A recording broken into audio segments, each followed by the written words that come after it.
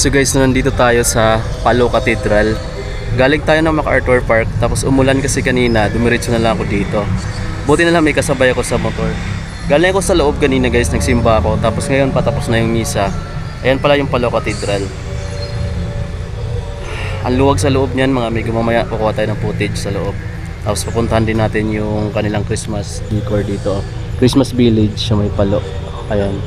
Nandito tayo nung nag-opening yan pero hindi natin nakunan dahil nagmamadali yung mga kasama ko, kaya kung mag-vlog ka mas maganda pag ikaw lang mag-isa para walang hassle mga kasama, di ba?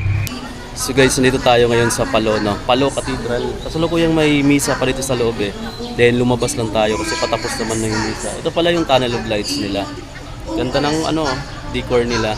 Sobrang liwanag kasi maliliit na parang bumbilya yung mga ginamit niya dito. Then maliwanag yung ilaw. Ayan guys.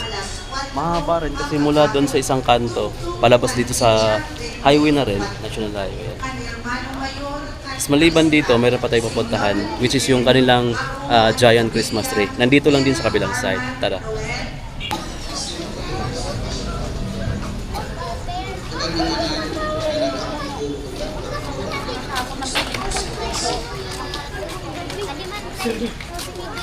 Ano?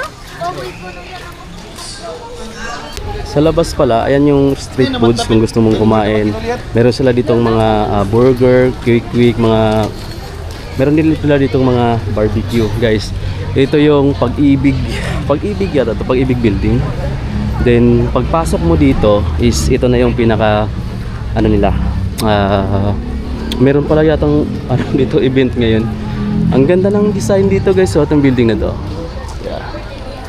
At andun yung nila, giant Christmas tree. Parang yung team nila ngayon, ang ginagamit nila is bamboo. Yan guys, ang liwanag dito sa loob. Ito pala yung parang Palo Municipal Building pala yung nandito sa kabilang side. Ganda ng Palo, di ba? Maulan nga lang, pero maganda yung nila guys, yung design, yung Christmas village nila dito guys. Ito yung Palo Municipal Building mga amigo. Marami din silang mga design sa taas. Tapos dito yung umiilaw na mga bulaklak. Ito yung stage nila kung saan dito ginanap yung ceremony ng pag-opening. Ito yung pinaka-giant Christmas nila. Parang puro gawa sa kawayan, no? Tapos nilagyan ng mga ilaw sa loob. Hindi na tayo makaikot ng maayos dahil maulan. Pero ikot tayo doon para makita natin. Kasi papakita ko rin sa inyo yung design doon sa bubong ng building na yan. Ganda rin guys, oh. Ayun yung pinaka-design dito. Palo Municipal Building. Dapat dito tayo dadaan. Maulan pa nga lang. So, dito tayo sumilong sa Palo Municipal Building guys. Ito yung harap niya. Ang ganda. Ang ganda tingnan nito. Unique na unique yung design nila sa giant Christmas tree nila. Gawa po sa kawayan. Tapos nilagyan ng mga ilaw sa loob. Kaya ang ganda tingnan. Okay, so nasa harap tayo ng giant Christmas tree nila, no? Kung titingnan mo pala siya sa taas, aerial view niya is hugis star siya mga amigo, or formang star siya. Kapag dito sa gilid, makikita mo yung mga gilid niya, oh. Tapos pag titingnan mo dun sa taas, bababa, is ang hugis niya is star din pala. Kaya maganda rin pala pag aerial view or dun sa taas mo tingnan. Hindi ko lang alam kung pwede magpalipad ng drone dito, guys, no? Ito yung mga niya, made in kawayan pala siya guys. Tapos nilagyan nila ng mga ilaw sa loob. Ayos din ang yung design niya. Saka unique yung design mga amigo, no. Ngayon lang ako nakakita ng ganito na may yung ganitong design. Ganda. Talagang pinaglaanan nila to ng oras guys para disenyuhan ng ganito. Ilang pirasong kawayan to yung ginamit. Ayan, no, patulis dito. Patulis sa kabilang side, patulis din doon kasi pagka sa taas mo siya titingnan, formang star siya guys, yung aerial view niya.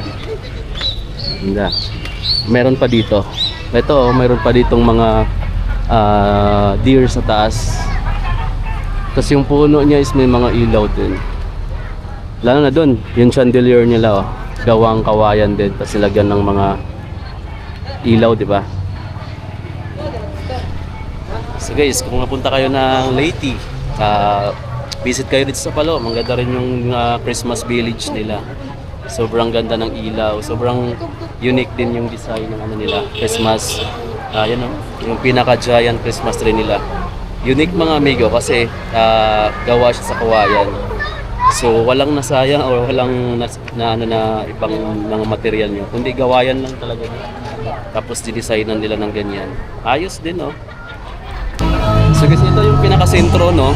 Kita mo yung giant Christmas tree nila. Tapos dito sa kabilang side, makikita mo rin yung bubong. Mayroon ding mga usa or reindeer, guys. Yung sinasakyan ni Santa Claus. So parang may program dito. Kasi Christmas party yata nila. Kaya nga. Ganda mga amigo, tingnan niyo na lang. Ayan yung pinaka highlight ng ano nila dito. Christmas Village. Ganda, tapos sa puno rin makikita mo. Ayan guys, after natin sa Palo, uwi na tayo guys. Ayan yung pinaka ano nila, tunnel of lights kumbaga. So galing tayo kanina. Then so ngayon mga amigo no, kung nakapasyal kayo ng Leyte, visit kayo dito sa Palo para makita nyo rin kung gaano kaganda yung kanilang Christmas Village ngayong December 2025. So hanggang January pa siguro makikita nyo yan kapag bumisita kayo dito sa Municipality of Palo. So guys, and then yung pinaka-plaza nila banda doon.